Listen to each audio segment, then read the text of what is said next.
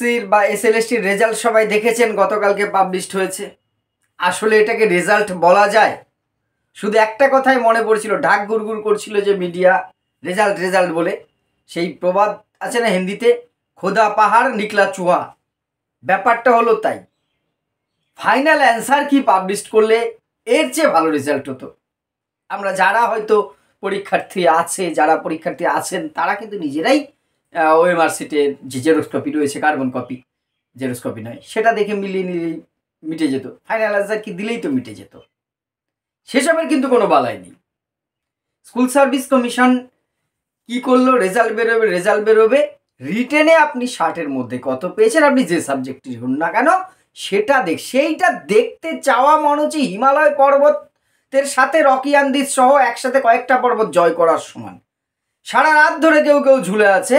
যেমন এসএসসি তেমন তার পরীক্ষা, তেমন তার অ্যান্সার কি, আমার এডুকেশনের সাবজেক্টের জায়গায় দাঁড়িয়ে বিশেষ করে বলতে হয়, আর তেমন তার রেজাল্ট দেখার পদ্ধতি। রেজাল্ট দিয়ে সারতে পারেনি, তার ওয়েবসাইট ক্র্যাশ। যাক, খুব ভালো ব্যাপার, ব্যঙ্গ ছুড়েই বলতে হচ্ছে। খুব দুর্ভাগ্যজনক এতগুলো যারা চাকরি প্রার্থী রয়েছে, চাকরি হারা শিক্ষক শিক্ষিকারা রয়েছে, সবাই এখন এই মুহূর্তে চাকরি প্রার্থী। তারা এতদিন ধরে কোনো পরীক্ষা নেই, একটা পরীক্ষা হলো তাও তো কোর্টের অর্ডারে, না হলে পরীক্ষা তো কি হতো সে জানে। কি করতে চাইছে এরা? সত্যিই ধোঁয়াশা। একটা কোনো কিছু একদম সুস্থভাবে দেখলাম না। লাস্ট আওয়ারে 11th আওয়ারে যে দৌড়দৌড়ি করছে, কোর্টে যেটা বলছে বা কোর্ট যখন অর্ডার দিচ্ছে, সে লাস্ট ডেটে এসে মনে পড়ছে। যাই হোক, 7 তারিখের কথা আমি এর আগে ভিডিওতে বলেছিলাম যে রেজাল্ট, কিন্তু এমন রেজাল্ট বিশ্বাস করুন আপনাদের মতন আমিও ভাবিনি। এখন তাহলে কি করবে? আরও একটি নোটিশ দিয়ে স্কুল সার্ভিস কমিশন যেটা জানিয়েছে, নোটিশটা আপনারা দেখেছেন, আমি স্ক্রিনে দিচ্ছি।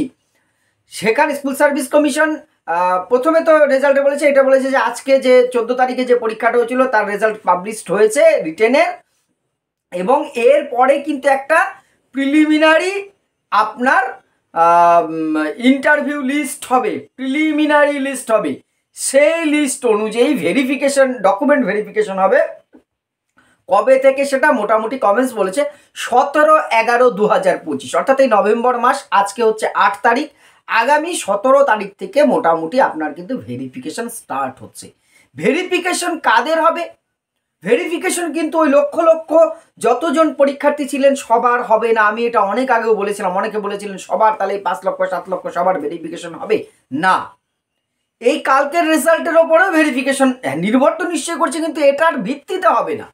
17 তারিখের আগেই একটি প্রিলিমিনারি লিস্ট হবে, তারা কিন্তু সেখানে লেখা থাকবে যে কল ফর ভেরিফিকেশন। যারা এই কল ফর ভেরিফিকেশন যারা, তারা এবার কার ভিত্তিতে হবে? কেন কালকে করতে পারলো না এসএসসি? কারণ এদের রুলস গাইডলাইনের মধ্যে স্বচ্ছতা, স্পষ্টতা ছিল না। এখানে আমি অবশ্যই সুপ্রিম কোর্টকে দোষ তো আমরা কেউ দিতে পারি না, বিচার ব্যবস্থা আইন আমাদের ঊর্ধ্বে, তার সমালোচনা আমরা করার যোগ্য কেউ নয়, করছিও না আমি। কিন্তু সেখানে যদি একটা সুস্থ গাইডলাইন দেওয়া থাকতো প্রথম থেকে, তাহলে এত ধোঁয়াশা পরীক্ষার্থীদের মধ্যে, গতকালকেও আমি যেটা বলেছি, পরীক্ষার্থীদের মধ্যে, সাধারণের মধ্যে হতো না। এই যে এক্সপেরিয়েন্সের নম্বরটা দিয়ে প্যানেল হবে না, সেটা বাদ দিয়ে এই 60 রিটেন আর 10 একাডেমিকের মধ্যে হবে, এই এক্সপিরিয়েন্সের নম্বরটাকে একাডেমিকের মধ্যে ধরা হবে। জাস্টিস অমৃতা সিনহা হাইকোর্টে আবার বলছিলেন যে বাকিরা কেন পাবে না। এই সব কিছু নিয়ে একটা ঘেটে এইরকম একটা পরিস্থিতির কিন্তু তৈরি হয়েছে, যেটা কাম্য ছিল না। যারা পাবার, তাহলে সেটা আগে প্রথমে বলে দিলেই আজকে যারা পাবে তারাও দোটানায় রয়েছে, একটা টেনশনে রয়েছে। 16 যারা যোগ্য শিক্ষক শিক্ষিকা রয়েছেন, প্রকৃত যোগ্য, তারা একটা টেনশনে রয়েছে। তাদের তো আজকে এই টেনশনে, এমনিতেই তাদের এত বড় একটা জীবনে ধকল যাচ্ছে, সেই টেনশনের মধ্যে যাচ্ছে। বাকিরাও ভাবুন তো, যারা প্রেশার রয়েছেন তারাও একটা, মানে সবাই কিন্তু একটা দ্বিধা দ্বন্দ্বে রয়েছে। এবং এসএলএসটির রেজাল্ট বের করে দিয়েছে, আমাদের যে কর্তৃপক্ষ এসএসসিও কিন্তু সেই দ্বিধাদ্বন্দ্বের বাইরে নয়, কারণ তারা কিন্তু বারবার সেটা প্রমাণ দিচ্ছে যে তারাও বুঝে উঠতে পারছেন না যে এর পরের স্টেপ কি হবে। যাই হোক, এখন যেটা ক্লিয়ার হচ্ছে যতটুকু, তারপরেও এই মানে এরা কখন কি বলে ফেলবে বোঝা মুশকিল। 12 তারিখে কিন্তু একটা হিয়ারিং আছে হাইকোর্টে, সেই হিয়ারিংয়ের দিনই হয়তো এটার একটা ক্লিয়ার হয়ে যাবে যে এক্সপিরিয়েন্সের নম্বরটা কারা পাবে, কিভাবে পাবে। তার ভিত্তিতে কিন্তু আপনার এই রিটেনের 60-এর মধ্যে কত পেয়েছেন, ধরুন কেউ রিটেনে পেয়েছে 50-60-এর মধ্যে সাপোজ আমাদের এডুকেশনে 50 নম্বর এবার যথেষ্ট মানে গুরুত্বপূর্ণ 50 পেলে, যে ইউআরের ক্ষেত্রেও। অন্য যে কোনো সাবজেক্টে অনেক হাই হতে পারে, আমি ধরছি 50। আপনার একাডেমিকে আছে 10, তাহলে 50 10-এ 60।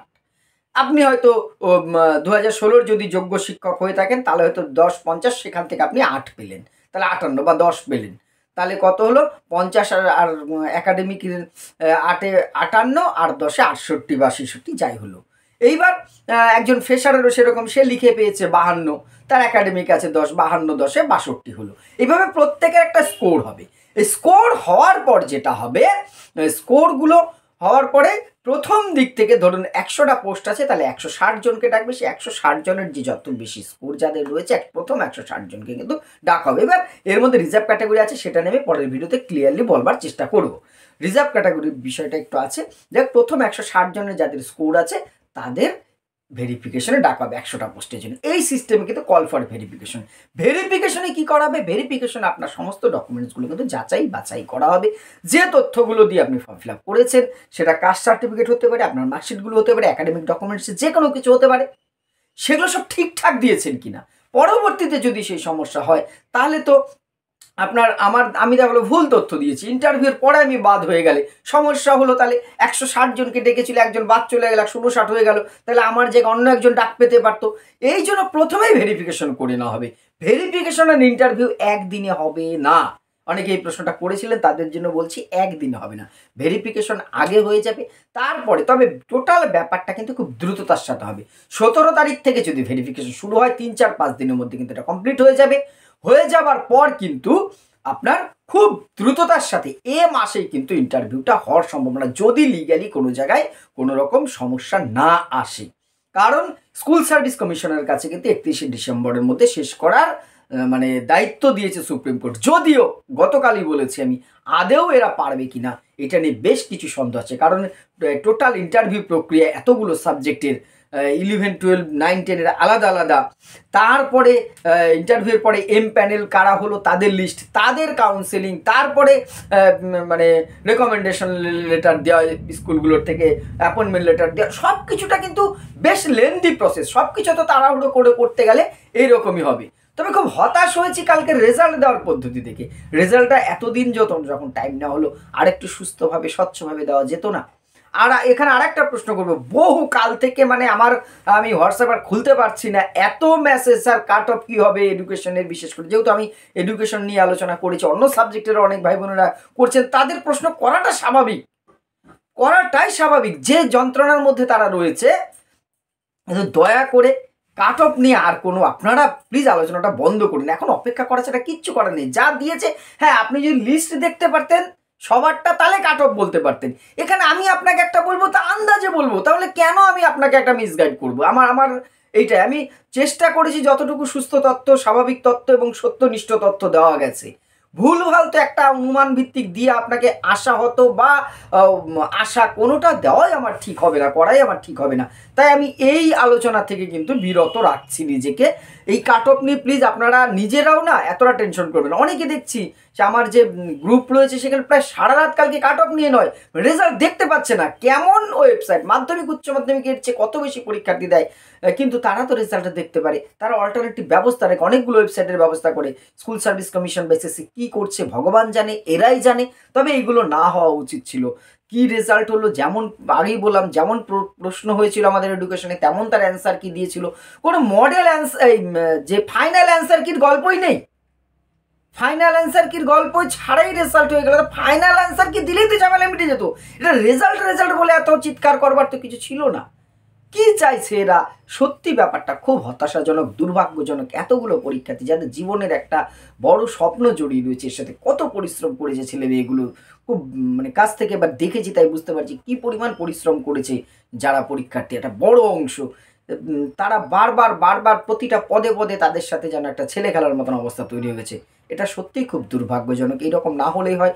আমরা চাইব দ্রুততার সাথে লিস্ট বেরোক, স্বচ্ছতা দ্রুততা দুটোর সাথেই ভেরিফিকেশন এবং টোটাল পার্সোনালিটি ডেমনস্ট্রেশন ফেজটা মিটুক, এবং 31শে ডিসেম্বরের আগেই যাতে এই হবু শিক্ষক শিক্ষিকারা তারা জানি তাদের কাঙ্ক্ষিত স্কুলটায়, নতুন স্কুলে একজন শিক্ষক বা শিক্ষক হিসেবে যোগদান করতে পারে।